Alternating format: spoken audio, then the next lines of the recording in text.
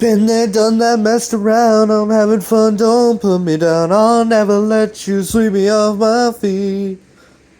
Oh, this time, baby, I'll be bulletproof. This time, baby, I'll be bulletproof. Hey, what up? Welcome to Dark Harvest Rambling Series Part 7. Oh my god. Oh my god. Long ass series. I didn't think it was gonna go this long, but I guess, here we are. Today, we got things to talk about. Let's do a quick recap, though. So, last time, we watched Greg's log number 3, and we saw that Greg joined the Order, which is fucking insane. Greg joined the Order. And we were going to go over log entry number 20, meeting with Noah Maxwell. But I got busy and then kind of just decided to cut in a little quick outro and then put the whole video together and put it up. So, yeah, now we're going to talk about log entry number 25, but we have things to go over first before this. So, before Noah Maxwell gets to the Everman Hybrid Boys, he meets with this dude named Sam, who is a friend of Daniel Shipman's. And Sam has this old East Coast Assembly manifest that, this manifest has different members of the Order on it. And there's one name that's super important to, there's one name that's super important to Noah Maxwell on there, which is Mary Asher, and that's Noah's aunt. But that's a whole other thing, right? But there's a few names on this manifest that are super important to us watching Dark Harvest. So we are going to go over those names now. And then after that, we will move into log entry number 25. But I do want to warn you that Noah Maxwell, the person that played him, the person that made Tribe 12, because this is a collaboration with Tribe 12, a little collaboration video from the Dark Harvest Boys, for Tribe 12. This is the Dark Harvest Boys collaborating with Tribe 12 and, all that stuff, right? But the person that made Tribe 12, Adam Rosner, was outed as a sexual predator and a creep, and I'm pretty sure he self-admitted that he is a pedophile and a rapist. Pretty much just admitted that. So, there's, if you don't want to watch this part of me going over log entry number 25, I completely understand. But if you do, go for it. I'm not going to stop you. I'm not going to shame you or anything like that, right? I just wanted to state that here because that's some pretty big information I think people should know.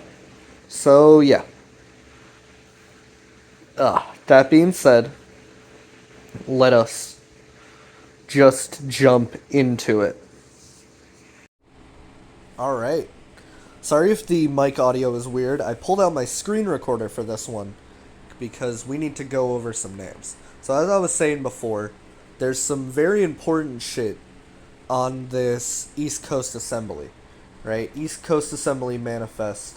And the top says, I do solemnly, sincerely, and truly swear that the following list or manifest of attended, subscribed with my name, and now delivered to the overseer of the Southern Chapter contains, to the best of my knowledge and belief, a just and true account of all the attendees received at the 1985 East Coast Assembly of the Order, where of I am the overseer from, and then that information is redacted. Yes, okay. But yeah, there's some names on here. As you can see, the top three, Archvassal, Vassal, and Vassal, right? An Archvassal is so there's if we go over the ranks, there's like High Overseer, that would be the person at the very top running all of the different chapters. There's Overseer, which is an overseer of a section of the order. There's Archvassals, which is like directly under the Overseer, and then there's Vassals, which is just normal members. Right? As we can see, Archvassal Amsel D from the New Jersey chapter.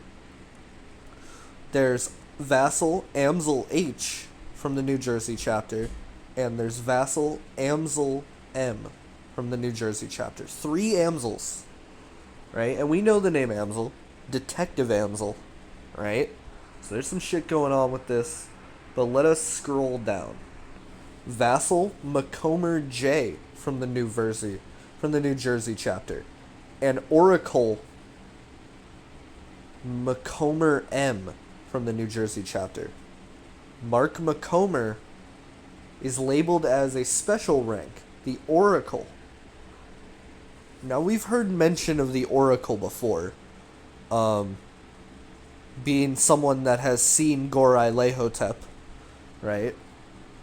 But now we're kind of getting it put into our faces. And then Macomber J is just a regular vassal. We don't know who Macomber J is, but maybe Mark Macomber's son. All right. And then we move down here. 2 overseers, Rainwood J and Rainwood L, both in the New Jersey chapter. Now, we've heard the name Rainwood before, right? We very much heard the name Rainwood. So yeah, we have some big important names over here. Some very big important names over here. Yeah. Some pretty fucking wild shit going on this manifest. But yeah, I just wanted to show off this manifest. This is an item that Noah Maxwell got, and he shows it to the Dark Harvest boys in log entry number 25. And they don't seem to react too hard, but yeah, they don't. The Dark Harvest boys don't seem to react too hard to it, but I'm guessing they see the names on the manifest, because I don't know. They at least know the name Amsel and Rainwood and Macomber. I'm guessing they see it, but if they don't, that's them, and they're nerds and they're dummies. All right, let's move on to log entry number 25, meeting with Noah Maxwell. Oh, there is in the Dark Harvest Season 2 playlist on the channel. There's 2 videos of 2 different perspectives of what we're going to see in this. So there's log entry number 25, which is the Dark Harvest Boys perspective, and then there's an upload from Tribe 12 titled The Order, and it's Noah Maxwell's perspective. It's the video from his camera. And then there's also a video from Daniel Shipman called The Missing Days Formal Apology that kind of goes into some little details, but yeah, it goes into the Missing Days Formal Apology is Daniel pretty much being like, hey Noah, I haven't seen you in 3 days, and I know I'm supposed to drive you back to Florida, and I just don't know. I just don't know what's going on, and I don't know if I should leave yet or not. I'm gonna stay around for you. It's getting bad though, cause I'm having to book extra days on my hotel and stuff. It's not really. It's more centered towards the Tribe 12 centric part of this story than the Dark Harvest centric part of this story. So we're going to, for this watch through of Dark Harvest, we're gonna skip the video The Order and the Missing Days Formal Apology. But we will go over log entry number 25, and then after that we will just skip to log entry number 26 and move on from there. So yes, let us jump into log entry number 25. So just off rip, something that we need to talk about is that Chris seems a little more lively this time around. Chris seems to have kind of started to get over what was going on, what kind of happened at the police station, what those detectives said to him, or whatever happened to him at that police station. He's kind of he seems to have starting to get over that a little bit. He's more talkative in this video, ready to talk, ready to speak and just all that stuff, right? Seems to be doing better. He's talking to Alex at the start of the video. They're kind of just being like, so what's this all about? And they're like, Daniel set up this meeting, and yeah, we don't really know who this Noah guy is. We just know that he's from Florida, and they hope that this goes well because they have a lead. He has a lead for them, or this is their only lead at the moment, so this could be beneficial for each other, right? Just that whole, just a whole conversation going over all that kind of stuff. But yeah, we let us continue. So Noah shows up. They introduce themselves to each other, and they say how it's weird that two people with a camera, all that stuff. They go sit down and they start talking about what all of this is about. So Noah kind of goes on about how his aunt Mary Asher was in this cult, and he needs to try and set up a meeting with them. He needs to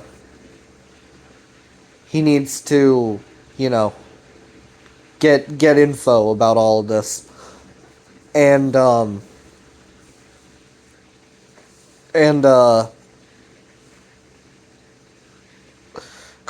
Chris and Alex are like, look, we don't know much about the cult. We know that they worship this thing that's been following all of us, and it's not a good idea to go meet up with these people. These people are fucking dangerous. As we know from watching through Dark Harvest, this cult is very fucking dangerous. They talked to Noah for a bit, and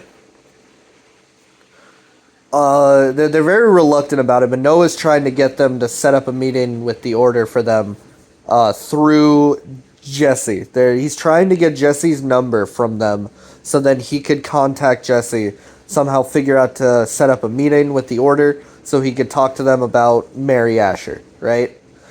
And they're very reluctant about this plan, obviously, because they don't want to go anywhere near the Order, but Noah does say that if they need any help with anything, anything that they could, help with, then he'll do it. And Alex says maybe if he does go in there, we can have him ask a question that'll help us out, and just stuff like that. A little plans coming together here, even though I don't think that this plan is going to end as well as any of them are maybe thinking it will. So they do agree to this plan, but under 3 conditions. These 3 conditions are, don't mention our names at all. They tell Noah, don't mention our names. They will find where we live and kill us. They already know where Chris lives. The Order already knows where Chris lives, and the Order already knows where Alex lives. So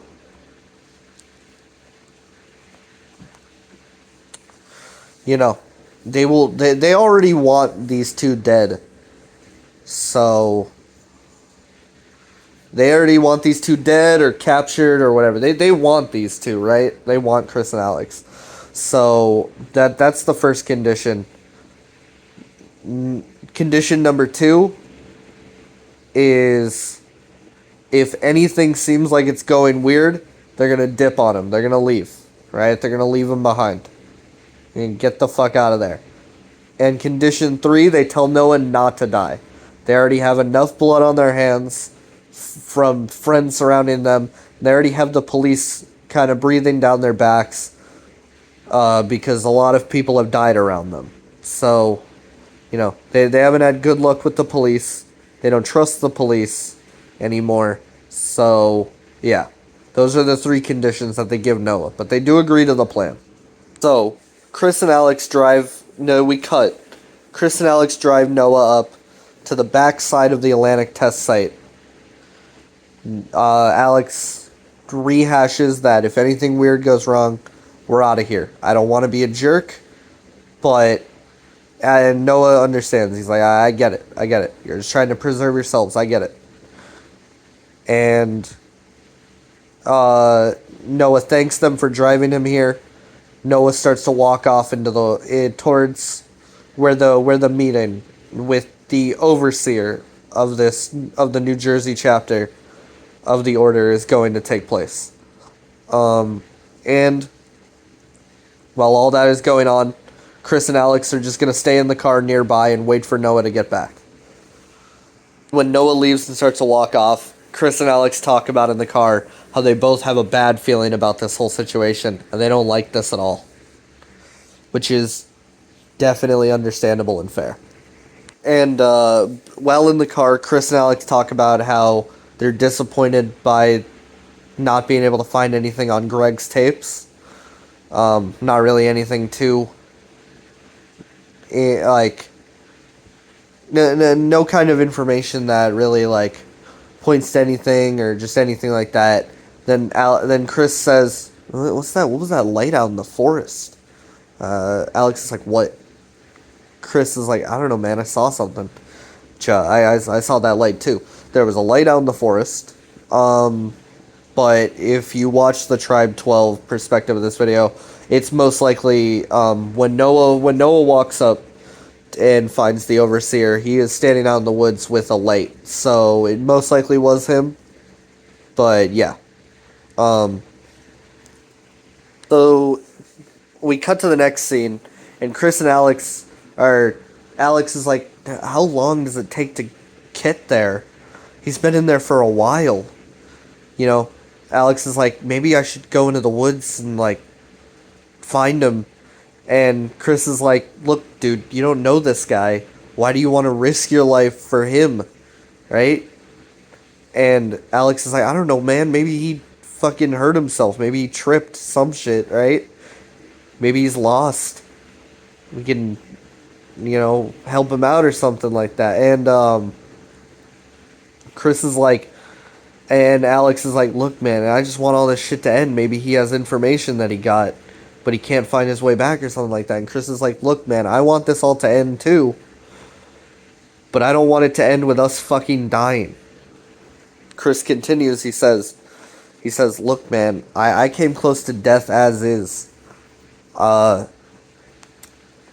just don't want us to fucking die, right? And Alex is like, but I don't want a body on my conscience. I don't want another body on my conscience. I feel like that with Greg already. Camera cuts, and it's been a little bit still, and Alex is like, I'm gonna go in there. Chris is like, look, if you're gonna go in there, do you even have a light? Alex is like, I don't know, man, I'll make do. Chris is like, look, dude, just take the camera, at least. Has night vision on it. And Alex is like, why didn't we just give him our numbers? That would have helped immensely. And then Alex is like, look, if anything weird goes down, I'll call you, Chris. And, yeah. Alex takes the camera and starts to walk out towards the woods. Alex starts to walk out a little bit towards the woods, and then he sees some lights coming his way. And Alex goes, Noah, is that you? Noah goes, fucking run! They're after us! Fucking run! And, they all get into the car, and Chris is like, how the fuck did they follow you? Or why the fuck did they follow you? And Noah's like, I don't know. Some shit went down in the woods. I don't fucking know. So they start to drive away a little bit, but before they drive away, when they get into the car, you can see all these order guys. You can see all these, like, order guys running towards the car.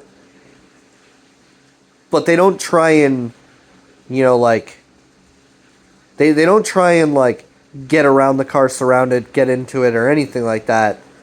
All these order guys, one of them bumps onto the car and then just runs the fuck away. All these order guys start running the fuck away. So they start driving away, and they start asking Noah, like, what happened. Noah says he got ambushed. And then the car just kind of turns itself off. It stops. Now we've known that Alex's car has broken down before. It's kind of iffy, kind of fucky that they took this one, but, you know, besides that. So Noah explains that he got ambushed, and then the big fucker appeared. While all of this is going on, you know, Chris is like, fucking drive, and Alex is like, the car won't start, you know, that kind of shit, right? They're like arguing and shit like that, but Noah explains that he got fucking ambushed, and then the big tall fucker appeared in the woods, and was doing some shit, and, yeah. Now, if you watch Noah's perspective, you get to see exactly what happened. And I will kind of tell you exactly what happened when Noah went out into the woods. He talked to the guys. He talked to the overseer. He got his 3 questions he was able to ask. The overseer answered them. And then the overseer started asking him questions. Noah didn't want to really answer anything. Noah tried to walk away, and then a bunch of different order members ambushed him, surrounded him. A bunch of them did, and then the big guys came. Goralehotep, the tall man, he appeared, and all those order members started to like get on the ground and pray. One of the order members rushed past Noah and said, "Take me to the 4th world!" And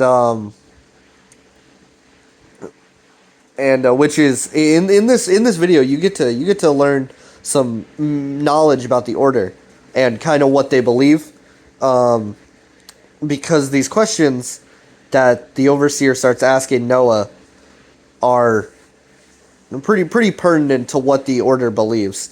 Stuff like, have you ever seen someone pass over into the 4th world in beautiful exaltation? And, just stuff like that, right? So now we understand what they believe. Kind of what they believe. Is that when a member of the order dies, they will be taken by Goralehotep, and they will pass over into the 4th world, wherever this 4th world is, right? And they will pass on into beautiful exaltation, right? So, this member of the order runs up to Goralehotep, and Goralehotep transports him to the 4th world, whatever that means. Well, we know what that means. Dead. Homie is dead. Homie is very dead.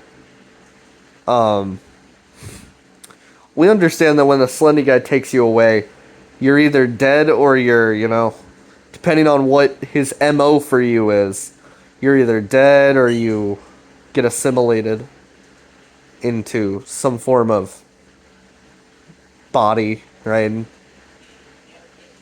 taken over. But yeah. That is what all of this is about. That's what happened out in the woods with Noah, right? But also we will learn a little something else that happened out in the woods that Noah did. It's pretty slimeball snaky of him.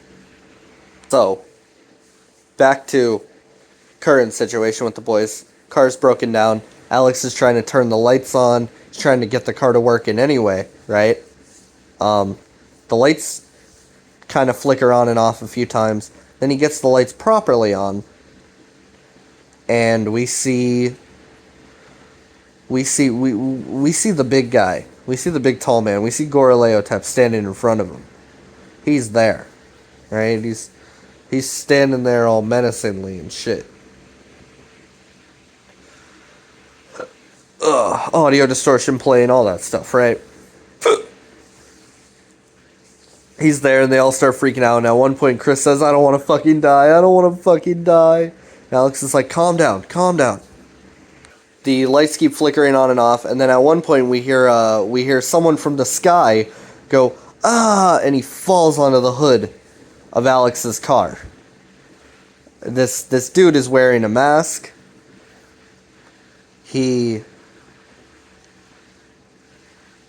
I am guessing that that is the dude that ran up to Goraleotep in the forest with Noah and asked to be taken to the fourth world. Um, that dude is now dead. We've kind of seen what the fourth world entails, or at least this what happened to this guy. Maybe people do get taken to some special world, but at least for now, what we know is that this guy, this this motherfucker, got transported somewhere, and then fell from a very high place and landed on the hood of Alex's car. So yeah, maybe transported to the fourth world, maybe not. Who knows? But yeah, this guy is this guy on that landed on the hood of their car, fucking dead, bro, fucking dead. Goralehotep appears in front of the car, the big tall man, and then they all start freaking out, and then some distortion plays, and then boom, they are transported to a place during daytime on a random beach, just a random spot. They all they all get out of the car and just kind of like look around their surroundings. They're on some beach, and Alex asks if they're all okay, and Noah's like, I'm shaking but I'm fine. Chris is like, I'm good. So they asked Noah what went down in the woods. He tells them, he tells them what I told you guys earlier, right? Pretty much. He talked to the guy in the mask. Bunch of more guys in the mask appeared, the culty order, whatever the fuck you want to call them. And then the big tall guy showed up. Seemingly, it seemed like people died. Some people ran. And,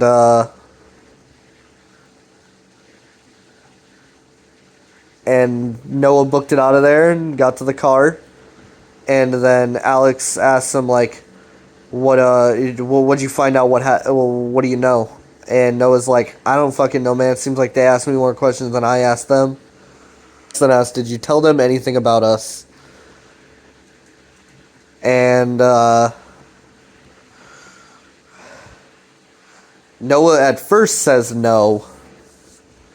So Alex is like, did you mention anything that could trace them back to us? And Noah says, I mentioned Jesse. I did tell him your names.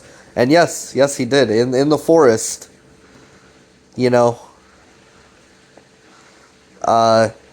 started to get interrogated by the overseer a little bit while he was surrounded. They were pretty much, without words, threatening to kill him. And they were asking him, like, how did you find out about us? Noah's like, I got in contact with Jesse. And then the overseer's like, no, not brother Jesse. How did you really get in contact with us? And then Noah said, well, I got these guys, Chris and Alex. And then right after that, the big tall man, Goraleotep, appears and, cuts the conversation off. Because after that, all the cult members are immediately just like, it's him, right? They start bowing down and they start, But, yeah. Noah did mention their names out in the woods. Noah has just fucked these two boys. So after Alex hears this, he pushes Noah to the ground and they almost get into a little scuffle.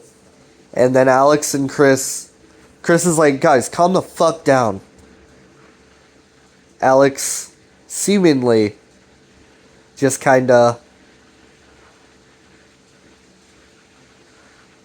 Alex then strands Noah on the beach, leaves him there. Leaves him there to, go deal with his own shit, go get back, which is, in my opinion, kind of understandable. He fucked him. He fucked him bad.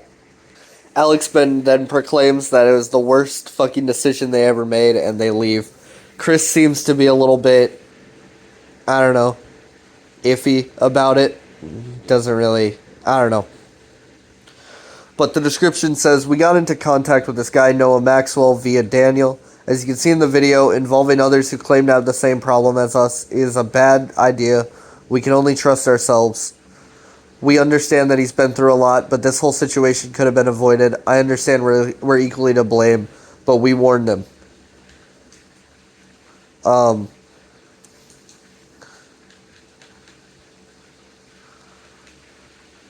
And then in the comments, they leave a comment. I apologize for what I said in the heat of the moment, but the thing is, Noah has endangered our lives. We have not seen any cult activity for 6 months.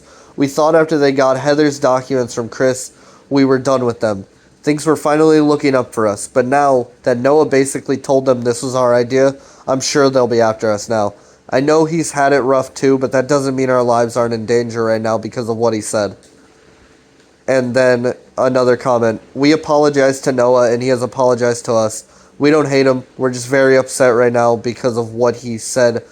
Our lives are now in serious danger. We thought we were done with this cult. They haven't bothered us in 6 months, but now we live in constant fear. What we said and did in the heat of the moment was wrong. We're trying to move on. I think that's pretty understandable. And now we move on to log entry number 29. So log entry number 26 starts with Chris and Alex talking about the situation with Noah, and Chris is talking about how they could have handled the situation better. Alex is like, look, man, I know we could have driven him to a bus station, but I was fucking angry at him. Chris is like, look, I understand. We could have, done this situation better. And Alex says, do you know what he's done to our lives, though? Alex then explains to Chris, even though Chris already understands it, that, we're marked for death, man. We're going to have this cult breathing down our throats. We thought they wanted everything, but now we're marked, man. We're marked men. The cult is not going to lay up on us at all. They're not going to let up on us at all. We are marked. The cult got what they wanted, but now they're going to think that we're trying to, sneak in, get information off of them, all that kind of stuff. He's put us back in. We're back in the shit. And also Alex explained that, they had dealt with the cult since, February. At this point of this video being uploaded, it's October. So it's been multiple months since they were, dealing with this shit. And now they're dealing with this shit. Yet again. They tried to stab Chris once. What are they going to do next? Try and, kill us in our sleep? Alex is like, and who's going to be here for us? The police? Detective Amsel's name is in the fucking manifest, man. Who's not to say that other people's names, that other cops aren't in the fucking order? When we're getting stabbed in the fucking chest, who's gonna be there to help us? And it's a very good point of Alex, Who the fuck is gonna be there to help them when their lives are in danger? Fucking no one. Not shit. They don't have anyone to help. Then, a camera cut happens, and Alex says, what if we make the first move instead of waiting for them to come to us? And Chris is like, what do you mean? Chris is like, are you going and talking about, let's go talk to Jesse? And, and Chris is like, we've been putting that off for a while. Alex is like, we've been putting it off for way too long. Chris is like, fuck do you mean? We can't just go in there asking questions. We don't know how he's going to respond. Alex is like, turn the camera off. So the camera cuts there. Ooh, Alex, I'm liking this. You got a little bit of a devious plan going. So, the camera cuts back, and Chris hands Alex a little script. They've written up a script. So Alex calls Jesse, and he's like, hey, Jesse, what up, man? Jesse's like, oh, what up, dude? I haven't heard from you in a while. Alex is like, yo, I'm trying to see if you want to come to a party sometime soon. Like on Friday. Send my cousins. He's up in Vinewood. You know, just all kinds of stuff. You know, just bring $5 for a red cup. Jesse's like, it'll be chill, right? You know, no cops or anything, right? And Alex is like, yeah, no, we'll be fine, no cops. And then Alex ends off the call by being like, yo, I'm driving. And Jesse's like, yeah, that's chill. And, you know, ends the call. Chris is like, we good? Alex is like, we good. There's something sus going on here, and you know what? I like it. I like it a lot. Now that we know something is going on with Jesse, I don't know what they're gonna do to Jesse, but this is gonna be some good shit, dude. This is gonna be some good fucking shit. So then we cut, and Greg's brother Jeff shows up, and he has bought Chris and Alex some items. These items include a chair, some rope, some chloroform, a battery, some little zip ties, I think, and just all kinds of other stuff. A baseball bat. The kind of items that you would have to kidnap and torture someone, you know? I'm liking this already, dude. I'm liking this already. Ooh, Jesse, you're in for a treat, buddy. You're in for a motherfucking treat. They apologize to Jeff for getting him involved in this shit. And Jeff has some nice words to say. Jeff responds and he says, you guys didn't drag me into this. You know, the cult, all this shit. It's like a black hole, man. I wish you guys the best of luck. He shakes both of their hands. So, we cut to the next scene and Alex is like, no, you're not bringing that camera, right? Chris is like, come on, dude. We fucking have to. What if he says something and we don't pick it up at the time? Alex is like, we're going to be out in the woods. We'll definitely pick it up. And Chris is like, you don't realize what we're going to fucking do to him, right? He may be fucking babbling, okay? And Alex is like, alright, just don't upload it to YouTube. I'm going to be pretty pissed at you if you do. And Chris is like, alright, fine. We're currently watching this video right now, so this definitely got uploaded to YouTube. That's all I'm saying. I'm watching this video on YouTube right now. This video was uploaded on October 5th, 2012. I damn well know that, you know,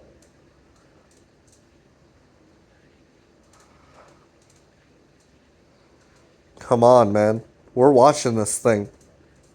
So, Jesse shows up.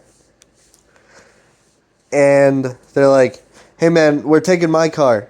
Jesse's like, nah, come on, man. I got full tank of gas. I know exactly where we're going.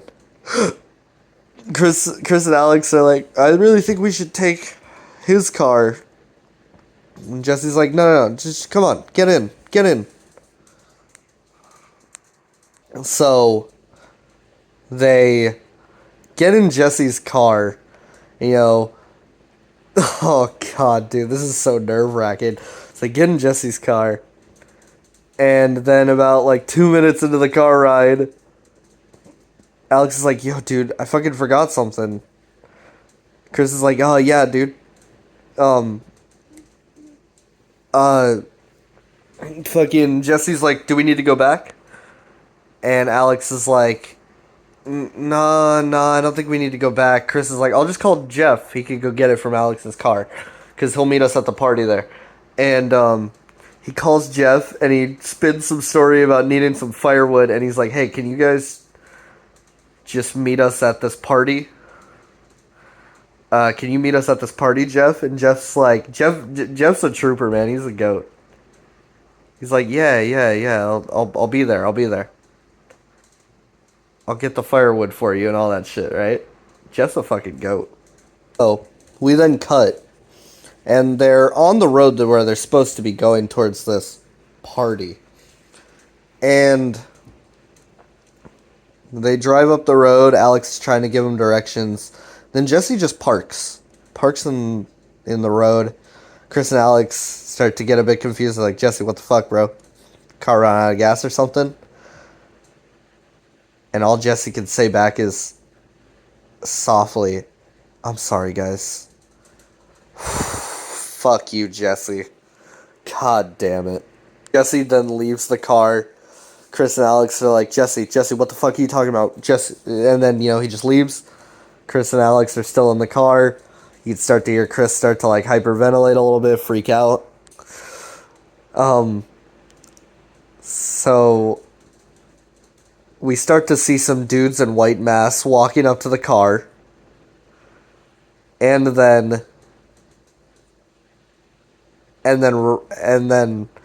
Chris and Alex are like, we need to get the fuck out of here. Alex is like, yo, where the fuck are we gonna run? Chris is just like, I don't know, but we gotta get the fuck out of here.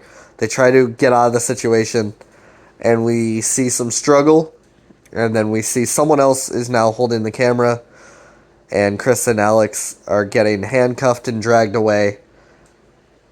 And then the camera cuts. And we hear the overseer say, brothers, the time has come. And in the frame, we can see about 6 order members, 4 of them standing in the back, and 2 standing in front holding axes.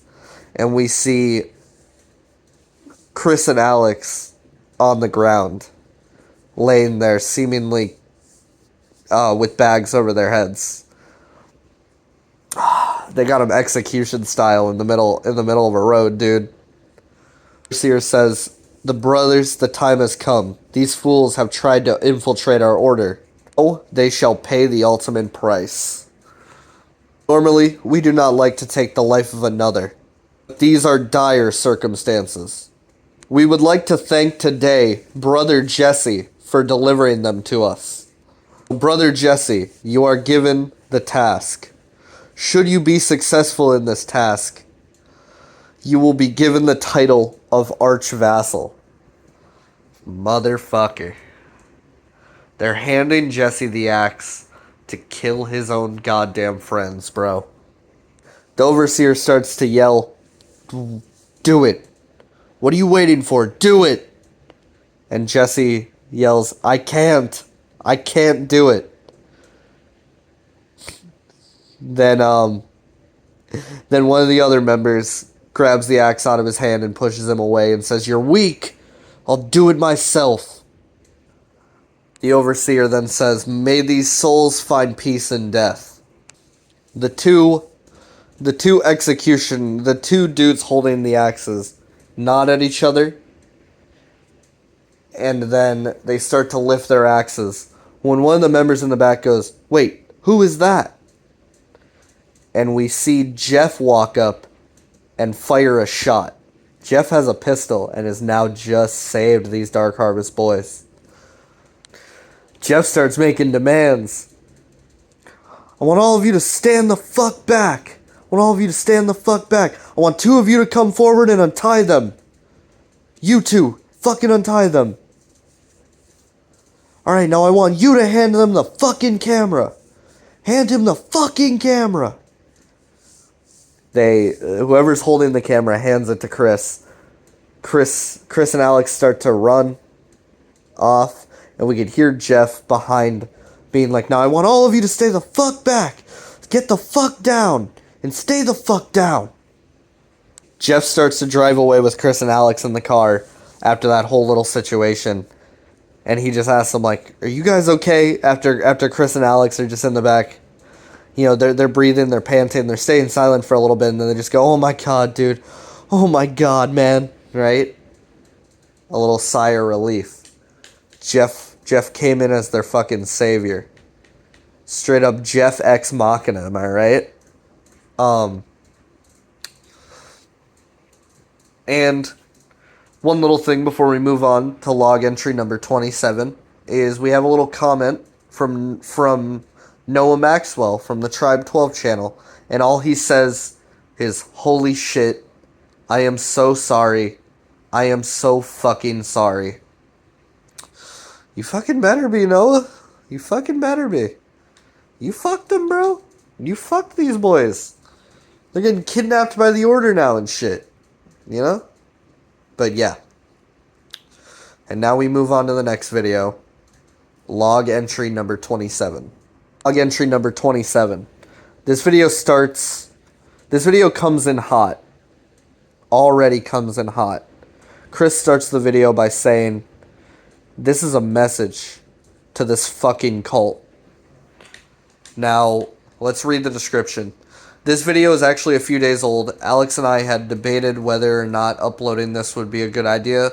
I'm still against it, but things have been pretty quiet recently, and this seemed to be our only option. Now, the point of this message is not to threaten, but to show that we are in control and will command our own destinies. We are not pushovers and will not be pawns in a game. I hope the Order thinks twice before trying to pull some shit now. Not to mention that their spy is as good as useless to them now.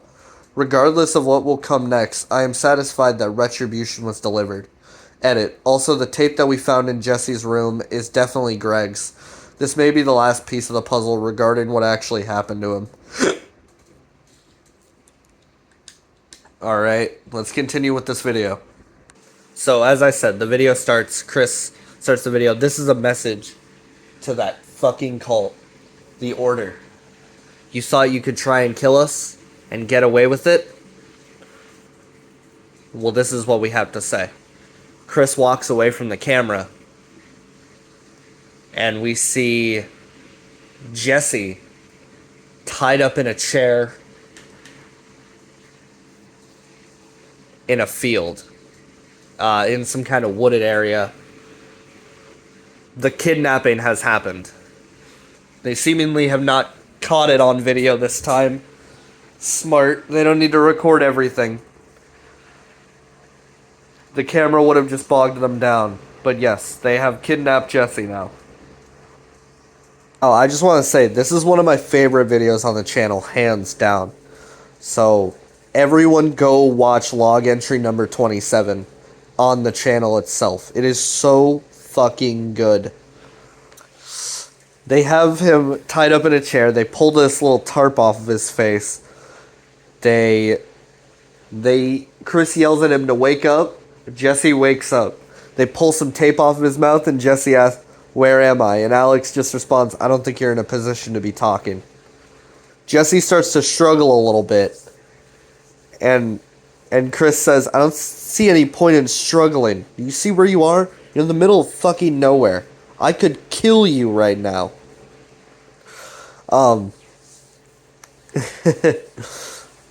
But Chris then says, I don't want to kill you. I don't even want to hurt you. I just want answers. And stop fucking struggling, because that's just going to get annoying. So listen. First of all, first thing is, Chris shows Jesse a little item. And he says to Jesse, "We found this in your fucking house. You know what this is. What's on this tape, Jesse? What's on this fucking tape?" So Chris is holding a little tape in his hand. Jesse stays silent. Chris then says, staying silent isn't going to help you. It's just going to get you fucking killed. Jesse keeps struggling and shit, He's staying silent and he's struggling. Chris then also says, "It's in your best interest to cooperate with us." Chris then says, "We're going to find out what's on this tape sooner or later. And I have a feeling this is Greg. You know what happened to Greg, don't you?" Chris then gets angry. He says, "You know what fucking happened to Greg, don't you? It's your fucking fault that he died, right?" Chris also says, "And stop fucking struggling. Like I said, I don't want to hurt you. We don't want to hurt you. We just want to talk. We just want answers, right? We would talk to you cordially, but we knew you weren't gonna fucking talk, and you're still not fucking talking." Chris then ends that little part off by saying, "I don't want to do anything drastic, but I might have to." Look, I'll say this. You've already done something drastic. You've kidnapped him, but I know what you mean, Chris. And you know what? Do something drastic. Hurt this motherfucker. He's He's not talking? He definitely knows what happened to Greg. Hurt this motherfucker. Fuck Jesse. At this point, Jesse fucking deserves to get his ass beat. To get hit with a fucking bat. Jesse fucking deserves it. And he's not fucking talking still, which is very fucking annoying. I would have... If I was Chris, I would have already been hurting this motherfucker. Chris then asks, first thing I want to know is what the fuck is this cult? What the fuck did they do? What the fuck do they want with us? I thought they had those documents, right? That's why they fucking stabbed me. Then Chris ends it off with, isn't that what they fucking want? How the fuck are we supposed to stop these lunatics? Chris then says, alright, Jesse, I'm gonna ask you one more time. Talk. Fucking talk. Speak. Isn't that why you have a mouth, huh? Speak. Talk. God damn it, talk. And then Chris socks him. Jesse falls back in the chair. Chair falls back. Jesse's on the ground now. Chris starts to kick him multiple times, calling him a piece of shit. Jesse is now making noises at least. He's struggling on the ground. He's moaning a little bit, you know. Not really moans of pleasure, but moans of pain. And then Chris spits on him. Nice. Nice. This is what we like to see. This is what we like to see. God damn it. Yeah, this is what we like to see. Bless me. Chris then tells Jesse to wait right here. Holy shit. I don't know what I'm going through right now, but I'm going through it. Chris brings a little jerry can back with him.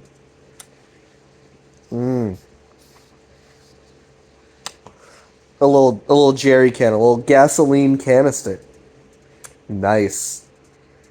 Chris and Alex, Chris calls Alex back over, and because Jesse has now had one of his arms be untied, they lift Jesse back up and they start to tie his arm back up.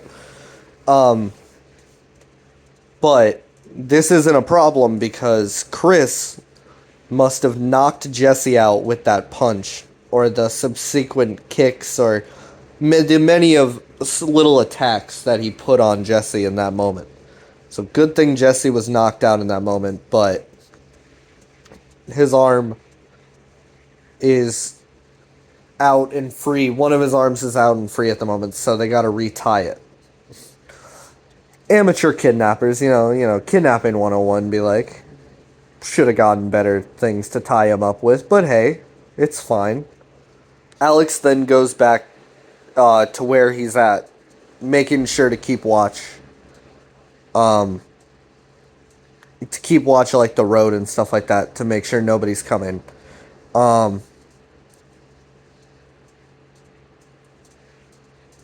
Chris then violently wakes Jesse back up, shouts right in his ear, slaps his face a little bit to get him up.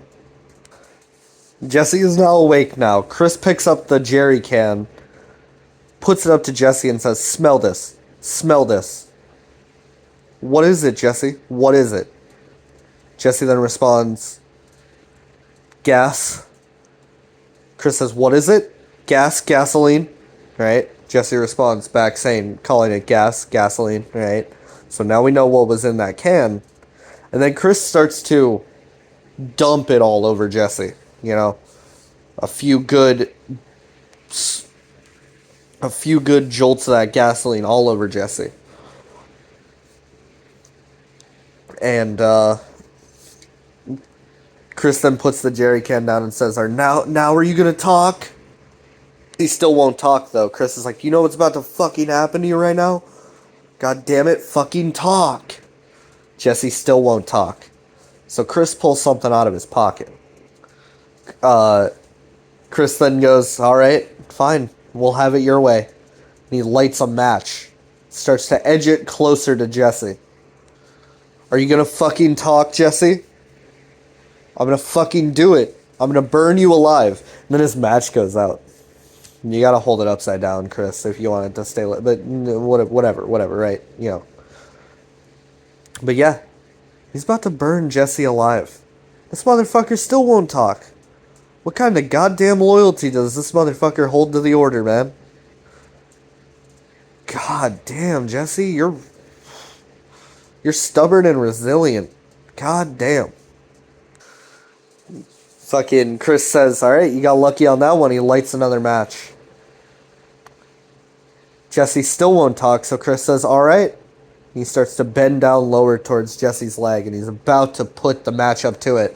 And then Jesse just goes, okay, stop, please. He's finally fucking talking. So, Chris then asks, what the fuck does the cult want with us? Jesse won't respond back just for a few seconds.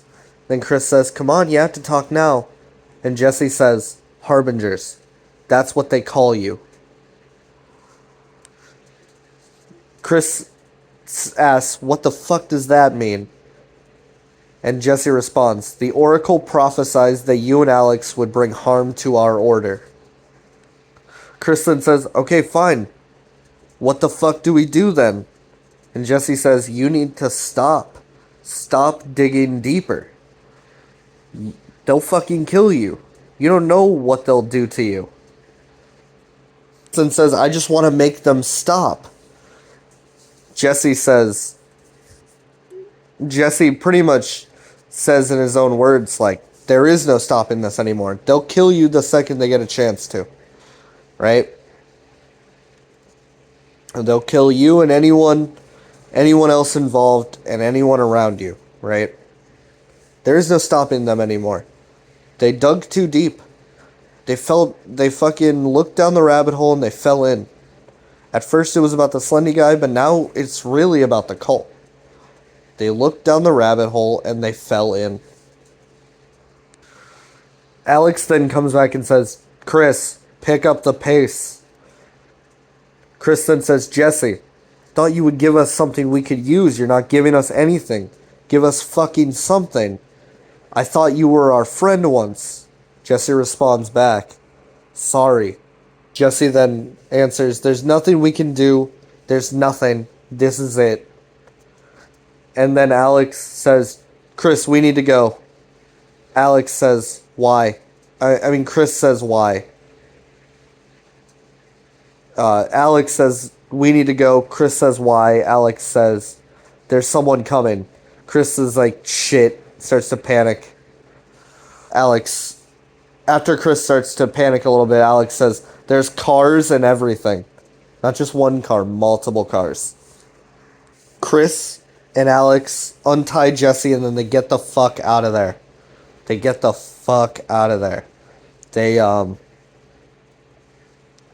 Jesse runs off. Chris and Alex grab the tripod and then they're driving away. We then cut to footage of Chris and Alex in the car. Chris is recording a car behind them and Chris is like, is that them? They fucking following us? And Alex is like, Chris, calm down. We're fine. It's not the cops or anything. We're fine. And then they roll by some cops. And Chris is like shaking. He's like holding the camera. He's shaking. And then Alex is like, Chris, stop. They'll notice, right? It's fine. Just stop. We'll go by slowly. We're fine. And then we cut to the next bit of footage. Chris and Alex are in a place. They're like parked in a place, and Chris is like looking around. He's even shakier than before, and he's like, "Did we get followed? Are we fine? Are we good?" And fucking Alex is like, "Dude, we're fine. Nobody's around. This is fine. We are in a good location." Chris then says like, Alex, what the fuck are we gonna do, man? I don't want to fucking go to jail. Alex is like, I know, man. I know this is my idea. It's a fucking bad one. Chris is like, yeah, whatever about that. What the fuck are we gonna do? Jesse could be gone right now. He could be going to the cops right now. And,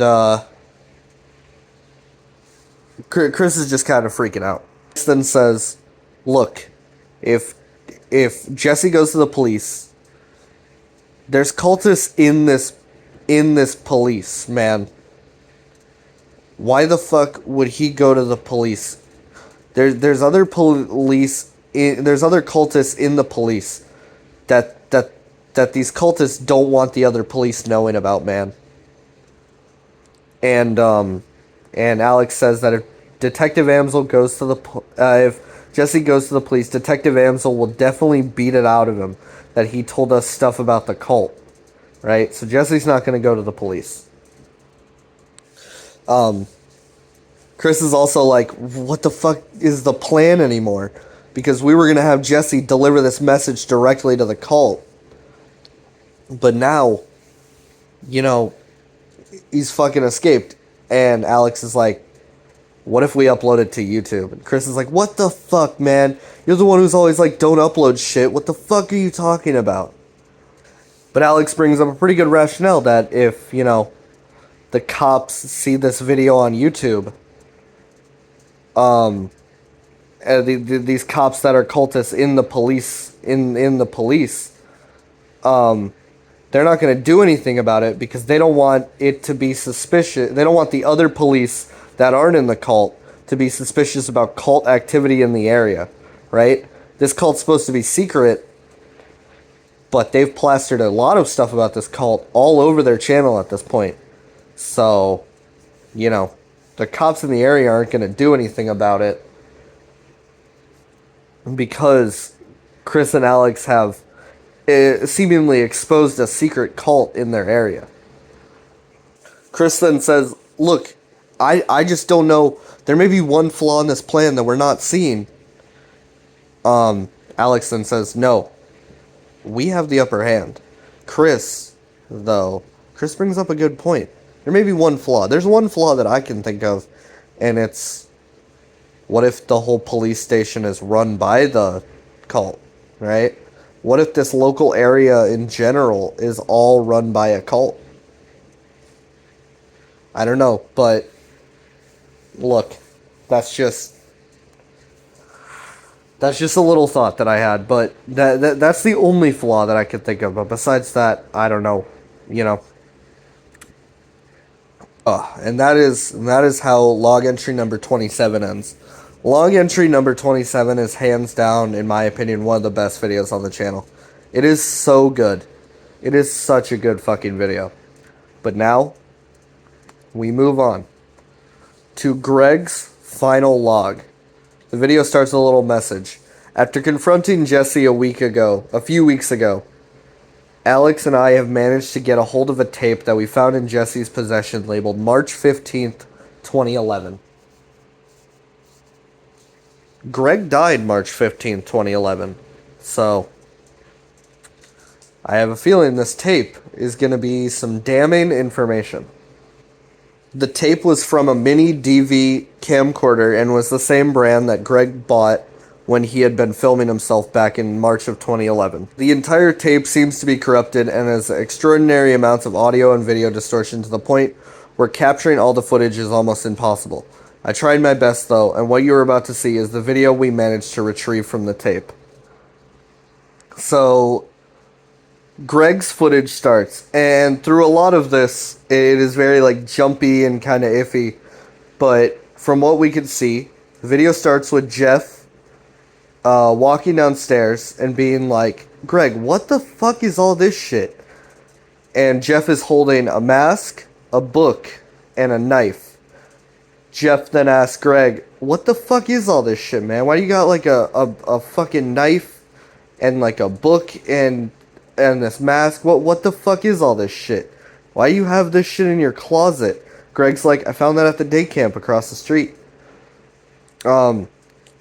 Jeff's like, why the fuck do you have this knife in your closet, man? Greg's like, why the fuck are you looking in my closet, man? Jeff's like, what the fuck is all this shit, Greg? You're fucking obsessed.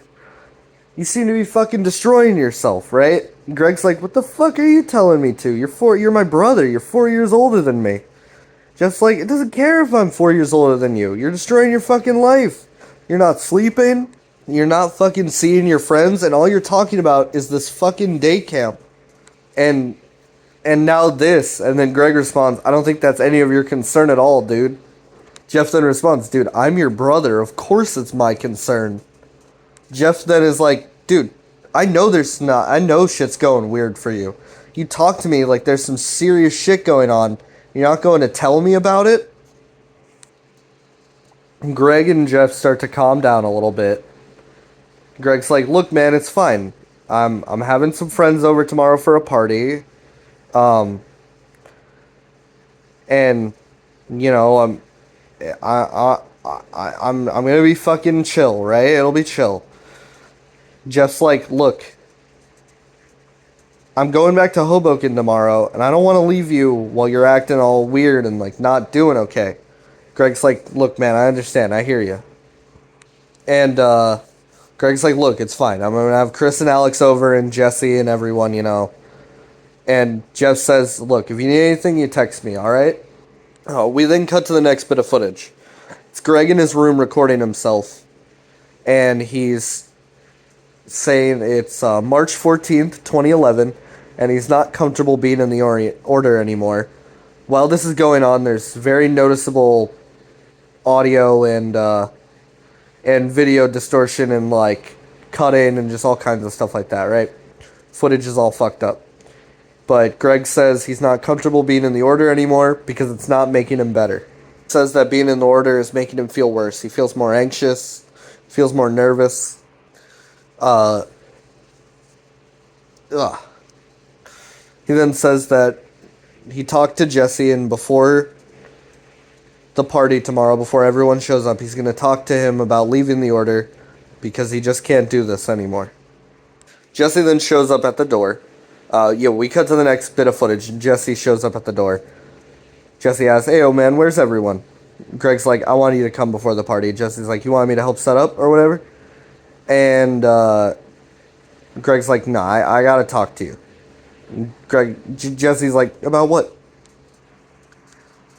Bro, pause. Jesse's then like, oh, well, Greg's like, I want to talk to you about the order. I want to leave. Jesse's like, you can't just leave. You know, we initiated you. You can't just leave, Greg. Ugh. Greg then says, why can't I leave, man? You seen the fucking overseer? He's creepy. Right? I don't want to fucking be a part of any of this. Jesse was like, he's like, you can't just leave, man. I mean, come on. Why'd you even want to join in the first place? Jesse's like, Greg's like, to get answers, I want to be more comfortable. Like, that's why you're in it, dude. And Greg's like, it's not helping. Jesse's then like, dude, you can't just leave. You're the second chosen one. Greg's then like, the second chosen one gets sacrificed. Jesse's like, yeah, sorry, you're right. You're the third chosen one. You're part of this, man. Jesse's like, whether you're the second or the third chosen one, you can't just leave. Greg's like, I don't care, man. I'm gonna leave. And Jesse's like, you can't just run away from that. The Oracle prophesized it. Greg responds, the Oracle? The Oracle, right? What do you mean? I'm in a cult now with the psychic? And Greg's like, is this really what's happening? Jesse's like, is this really all you think of this is? Greg then just straight up says, look, man, this shit's fucking retarded. And I think you know it's retarded. I'm not doing this anymore. Jesse's like, what happened to you? Why are you acting like this? Greg's like, I'm not acting weird. I just want to stop this.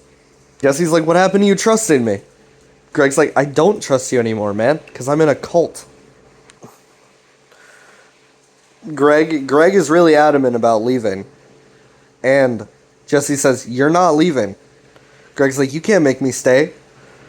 Jesse's like, maybe I can't, but I'm telling you, if you leave, you will die. Like, I'm not going to die. Why the hell would I die? He says, it's just the way it is. You're going to die. Big thing of visual and audio distortion happens. A noise comes from upstairs. And both Jesse and Greg get freaked out. Greg's like, what was that? Jesse's like, I don't know. Greg's like, it came from upstairs. He then cowers behind Greg and says, go see what it was.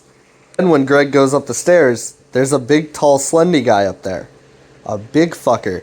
Greg tries to go for the front door, and he's there too. The tall man, Gorai Lehotep. He's there. Greg and Jesse then rush down the stairs. Greg's like, go try the side door. Jesse looks out the side door and then rushes upstairs, locking Greg in the basement. Greg starts freaking out, being like, Jesse, what the fuck? What are you doing? Greg then rushes around his basement, and we see that the big tall man himself, the slendy guy, Gorai Lehotep, is at his side basement door. He's there. And then the big tall guy appears in the basement. He's in there with him. He kind of slowly walks towards Jesse. I mean, not Jesse, to Greg. And then the audio goes clear, and we hear Greg being choked.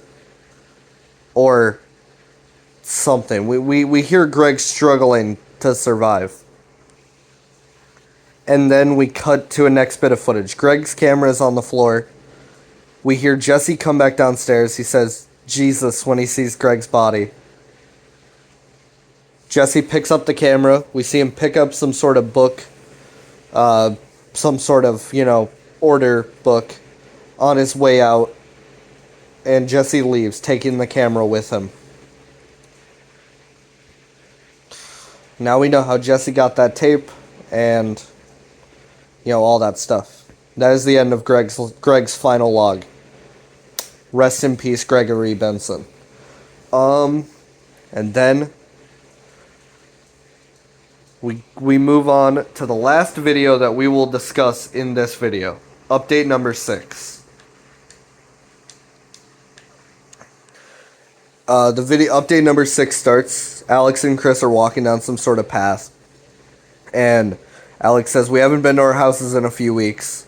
What's our next move? Chris says, I don't really know what our next move is. We saw what happened to Greg, and that's what we've been investigating. We don't really have a next move after that. Alex then says that it seems pretty stupid for us to try and go after this tall man or this cult. Chris says they haven't messed with us in a while. We know what Jesse said, but they still haven't messed with us in a while. They discussed that it seems like the Order has forgotten about them or just kind of trying to get them to stop now at this point.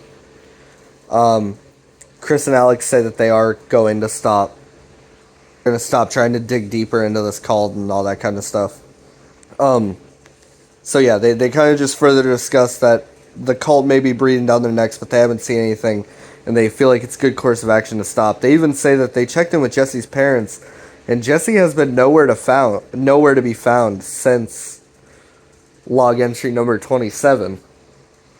And it's been a little bit since that entry. It's been about a month since that entry. They also discussed that it's been about 2 years since they started uploading videos, which is true. Chris uploaded his first video in November 26, 2010, and this video takes place on November 26, 2012. So it has been 2 years since the channel. Chris also says that it seems like a good thing that Jesse has gone missing because he would have, at this point, he feels like he wants to fucking kill that kid. He feels so pissed about what he did to Greg. Rip Greg. Chris and Alex then say, thank you to everyone who's helped out, watched the videos and all that stuff, right? Seen the proof and seen the truth, right? The people have helped out immensely, right? So they're thanking us, the viewers. So say that if anything else weird goes on, they'll keep us updated, but for now, nothing weird has gone on, so they're thinking of, at the moment, quitting. They're also, what I just realized is they're in the same little path that they were in the second video on the channel. When Chris asks Alex, do you believe in ghosts, right? And we get a little callback to that at the end of the video, where Chris asks Alex, now do you believe in ghosts? Alex kind of chuckles and says, at this point, I'll fucking believe in anything. And that is the end of update number 6, but there's still a description we need to read. The description says, it's been 2 years since this all began. A lot has changed, and not for the better. Things have been quiet lately, and I'm hoping that everyone involved in this will be able to somehow return to their lives if this is all coming to a close. But we shouldn't act like this is the end. We've thought the same way before. Back in August of 2011, we tried to do the same thing, and we just got sucked back into this shit. But now that we know what happened to Greg, and now that we are powerless to bring the one responsible to custody, it just doesn't seem worth it anymore. Our thoughts will always be with the family of Gregory Benson, Jeff, and his father, who have endured through all of this and have been hit hardest. Here's looking to the future. Ugh. Now, this is not the end of Dark Harvest. Dark Harvest is not over. And we will continue in the next part of Dark Harvest Rambling series. There's some good-ass videos in this one. Log entry number 27 especially. That is a great fucking video. Everyone go check it out.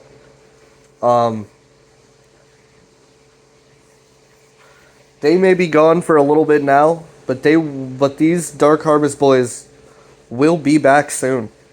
And we got things in there is things in store coming up soon. This is not the end. This is not the end of Season 2 even. We will finish Season 2 very soon. In the next video. Because we only got a few more videos left of Season 2 after this. And then we move on to Season 3. And in my opinion, Season 3 is the best. But you'll understand why when we get there. Alright.